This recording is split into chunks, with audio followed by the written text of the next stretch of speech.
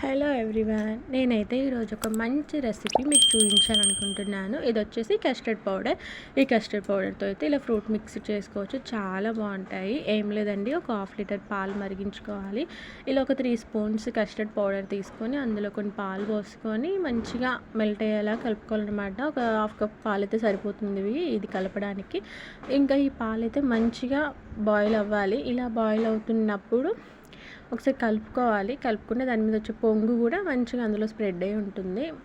ఇలా ఒక 10 minutes boil అయిన తర్వాత ఇలా కలుపుకున్న కస్టర్డ్ పౌడర్ని అయితే అందులో వేసుకొని మంచిగా మిక్స్ చేసుకోవాలి. ఇది వేయగానే మిక్స్ చేస్తూ ఉండాలి, లేకపోతే అది అడుగంటిపోతుంది, ఎందుకంటే అంత చిక్కగా అయిపోతాయి. ఇంక ఇందులో ఒక హాఫ్ కప్ షుగర్ వేసేసి మంచిగా కలపాలన్నమాట. మన స్వీట్నెస్ తగ్గట్టు ఎవరిష్టం వాళ్ళది, స్వీట్ ఎలా కావాలంటే అలాగా. ఇంకా అది గ్యాస్ ఆఫ్ చేసేసి ఫ్రిడ్జ్లో పెట్టుకోవాలి, తొందరగా కూల్ అయిపోతుంది అనమాట.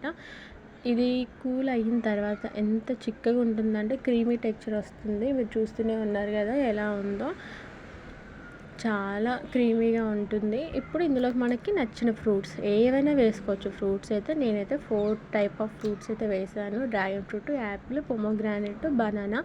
ఈ 4 ఫ్రూట్స్ అయితే నాకు అవైలబుల్గా ఉన్నాయనేసి నేను ఇవన్నీ వేసాను. వేసిన తర్వాత మంచిగా కలుపుకోవాలి. ఈ ఫ్రూట్ మిక్సర్ ఫస్ట్ నేను కస్టర్డ్ పౌడర్ కలర్లో ఉంది కదా, ఈ ఫ్రూట్స్ వేయగానే డ్రాగన్ ఫ్రూట్ వల్ల ఇలా చేంజ్ అయిపోయింది, కలరు పింక్ కలర్లోకి వచ్చేసింది. టేస్ట్ మాత్రానికి ఎంత బాగుందంటే ఒకసారి ఖచ్చితంగా మీరు కూడా ట్రై చేయాలి. అండ్ హెల్దీ కూడా.